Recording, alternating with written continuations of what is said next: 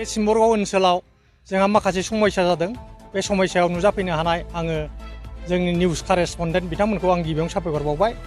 समस्याया जाहैबाय जोंनि नैबे सिम्बरगाव जों गार्डेन होननानै मिथिगौ।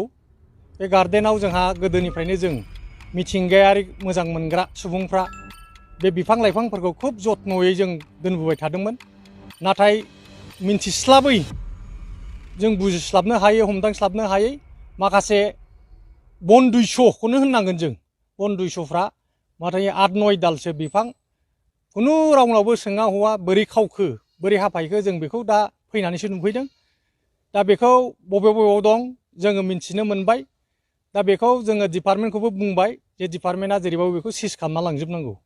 आरो माखासे गोबां जिनिसखौनो हयथ' जों गोमानायखौनो नुनो मोनबाय। दा डिपार्टमेन्टआ जाय सिज खालामदों बियो गारि गंनैल' जागोन। बे 9 फिस बा 8 फिस दंफां हानायाव 9-8 गारिसो जागौमोन। दा बे जिनिसफ्रा बहा थांजोबखो जों बेखौ डिपार्टमेन्टखौ जों खावलायनो लुगैदों।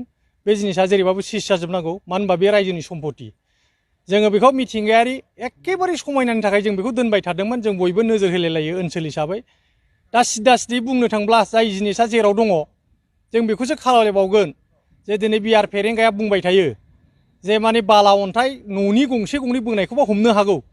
नाथाय बे रायजो राजानि मोनसे इसिबां गिदिर सम्पतिखौ दिनै फोजोबस्रांनायाव जाय बिथांमोनहा इनभल्भ दङ, बे इनभल्भ थानाय मानसिफोरखौ दिनै माने गोजा न'नि आलासि खालामनो हायाब्ला बे जोंनि थाखाय खोब लाजिसिंसिंसो जागोन आरो बेखौ लाइ होनाय बादिसो जों मोनगोन। दा जाय न'आव जाय जिनिसखौ डिपार्टमेन्टआ सिज खालामहैबाय बे न' बिगोमाखौथ' जेरैबाबो एरेस्ट खालामथारनांगौ डिपार्टमेन्टआ। फरेस्टनि आयेनजों मा साजा होनांगौ दं बेखौ होनो हायो। आरो माखासेखौ जों मिथिदों माने आनसलिक एबसु अफिसावनो दंहैयो। दा बेखौ नायोबा आनसलिक एबसुआवनो थाहैदोंब्ला बे खामानियाव मथा मथि एबसुआनो फुरा जरित' दं होननानैसो जों बुंनो हांगोन। दा जों बेखौ मिथिगौ एबसुआनो इउपिपिएलआनो एबसु। फैसा थाखायाव जेरेखम फारसेथिं फिटिबा नाम्बार फारसेथिं अशक चक्र अब्लाबो एखे। दा बेखायनो बेयाव एबसुआनो जोङो डाइरेक्ट जरित' दं होननानैसो जों सानदों। बेनिखायनो डिपार्टमेन्टेलि बा सोरखारानो बेखौ संदाननानै दा असे दायनिगिरिया सोर बेखौ हमनो हाब्लासो जों गोजोनगोन। आरो इयुनाव जों बेखौनो बुंनो सानदों बे ओनसोलाव जाहाथे बे गार्डेन ओनसोलनिफ्राय आरो खुनु प्रानियानो जेन फांसेबो बिफां दानफायबावा बेखौ आङो रायजो राजानि जानानै आं खावलायनो लुगैदों। मोनसे जोंनि थाखाय मिथिंगायारि सम्पद साल बिफां होननाय जिनिसखौ जों बुरुन्दियावसो नुहैसिगोन इयुनाव। जोंनि फिसौ फिथाइफ्रा देनां साल बिफाङा मारै मारैमोन आबौ फरायनानै जुदि मोनोब्ला एथ' गिदिर साल बिफां इनफरमेसन गैया। आरो दा जों नायदों बुंनायसो जायो इउपिपिएल आरो एबसुनि सरखाराव रायजो राजाखौनो सोंनाय होननाय जिनिसानो जेबो गैला। गोसो जाबानो जायखौ मोनो बेखौनो मावलाबायनायखौसो जों नुबाय थादों। आरो बेल' नङा, नैबाव दाननायनि सिगांनो मास मोननैसो सिगां जोंहा बेयाव मोनसे जायगा दंबावोमोन मथा मथि बे हाथाइसालि खाथियावनो। बेखौबो दाखालिहायसो थांनाय मास मोनसेसो सिगां फांनै बिफां सालखौनो सोङा हवा दानना लांबावनायखौबो जों मिथिगौ। फानदोंना मा खालामदों? दा जों मिथिनायाव खुब सम्भब फाननायखौनो जों बुंनांगोन। दा दंफांखौथ' जों नुवाखिसै माने बे फानहरनायानो जाहैबाय। आरो जायराव दा सिज खालामदों बेबोथ' फानहरनाय नङाब्ला जाय हादों बेहायनो थाहैनांगौमोन। बेखौबो जों डाइरेक्टलि फानदोंखौनो होननानै जों मिथिनो हायो आरो। माब्ला बाखसै आजिखालि मेसिन जुगाव माला हाखो माला साइटिं खालामखो मथा मथि जों दिनैसो मिथिनायखाय जों दिनैहाय बेखिनि हाबाफारिखौ लानांनाय जाबाय। नङाबा सिगांफ्रावनो जों मिथिनायब्ला हयथ' एसे एनै थरखा थरखि जों बादा होनोबो दोननो हागौमोन। मोनथिनायाव मैयाहाय हादों जाहैबाय हन्डा मेसिनजों। दा नुनो मोनबाय नयदा फैनायावबो फांसेबो दालाय बिलाइखौ जों नुनो मोनाखै जायगायाव।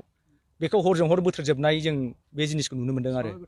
बिफाङा गोथांजोब, गोरान गैया गोथांजोब। हरनि समाव दानदों। सानावनो बिसोर हादों ओमफ्राय बेलासि रोगानायखौ जों खोनादों आरो। एकदम मैयानो हाथारदों आरो बिफांखौ। ओमफ्राय दालाय बिलाइखौ जों दा मोनसेबो जिनिसाव जोङो जायगायाव जों स्पटआव नुनो मोनाखै आरो।